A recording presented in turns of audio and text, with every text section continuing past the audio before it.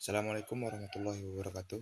Perkenalkan, di sini saya Muhammad Habib Sumayo dari kelas Indralaya NIM 0666 128 20 20 25 024. Di sini saya akan membahas tentang hakikat, prinsip-prinsip, dan fungsi sarana dan prasarana.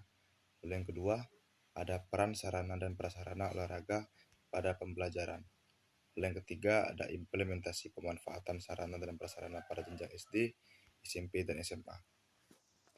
Langsung saja kita masuk ke materi pertama, yaitu hakikat sarana dan prasarana. Pertama adalah sarana adalah fasilitas yang diperlukan dalam proses keberlangsungan belajar mengajar, baik yang dapat bergerak maupun tidak dapat bergerak. Agar mencapai tujuan pendidikan berjalan dengan efektif dan efisien, misalnya bola, gawang, kun, dan lain sebagainya. Prasarana adalah fasilitas secara tidak langsung menunjang jalannya proses pendidikan, misalnya halaman, lapangan, kelas, dan lain sebagainya. Lalu ada prinsip dan sarana prasarana. Pertama adalah prinsip pencapaian tujuan. Merupakan sarana dan prasarana yang ada di sekolah dalam keadaan siap pakai. Lalu yang kedua ada prinsip efisien. Jadi prinsip efisien ini merupakan pengadaan sarana dan prasarana harus dilaksanakan sesuai perencanaan yang ada. Lalu yang ketiga ada prinsip administratif. Jadi prinsip ini merupakan manajemen sarana dan prasarana memperhatikan undang-undang, peraturan, instruksi, dan petunjuk teknis yang ada. Lalu yang keempat ada prinsip kejelasan tanggung jawab. Jadi prinsip ini merupakan manajemen sarana dan prasarana yang harus didelegasikan kepada anggota sekolah yang memiliki kewenangan. Lalu yang kelima ada prinsip kekohesifan. Prinsip ini merupakan manajemen sarana dan prasarana harus terrealisasikan dalam bentuk proses kerja yang kompak. Lalu selanjutnya saya akan menjelaskan tentang fungsi sarana dan prasarana. Fungsi yang pertama yaitu memenuhi kebutuhan yang diperlukan di dalam sekolah. Lalu fungsi yang kedua ada penunjang kegiatan belajar mengajar secara umum dan khusus bagi peserta didik agar dapat mencapai prestasi akademik atau non-akademik. Lalu di sini saya akan menjelaskan tentang peran sarana dan prasarana olahraga pada pembelajaran.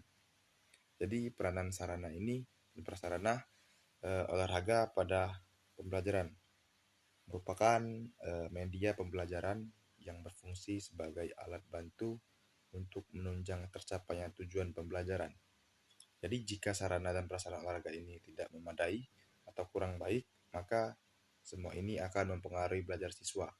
Nah, jadi sebagai pendidik harus dapat membuat peserta didiknya termotivasi melalui peranan sarana dan prasarana yang ada di sekolah.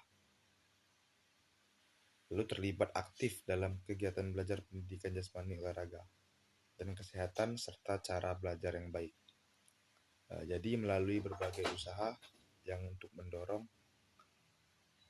membangkitkan, dan mengembangkan, membina kekuatan jasmani seseorang.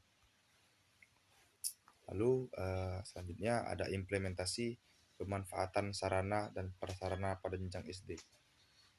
Yang pertama itu ada melaksanakan fasilitasi sarana prasarana sekolah dan pendidikan layanan khusus pada sekolah dasar. Lalu yang kedua, melaksanakan penyusunan norma standar, prosedur, dan kriteria di bidang peserta didik, sarana prasarana, dan tata kelola serta penilaian pada sekolah dasar dan pendidikan layanan khusus pada sekolah dasar. Lalu yang ketiga ada melaksanakan fasilitasi pemberdayaan dan penguatan kapasitas penyelenggaraan di bidang peserta didik, sarana prasarana ini dan tata kelola serta penilaian pada sekolah dasar dan pendidikan layanan khusus pada sekolah dasar. Lalu ada implementasi pemanfaatan sarana dan prasarana pada jenjang SMP.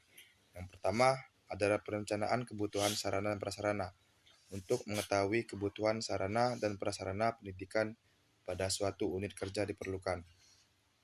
Data dan informasi tentang sarana dan prasarana pendidikan baik yang ada maupun yang seharusnya sesuai ketentuan yang berlaku. Lalu yang kedua, pengadaan sarana dan prasarana.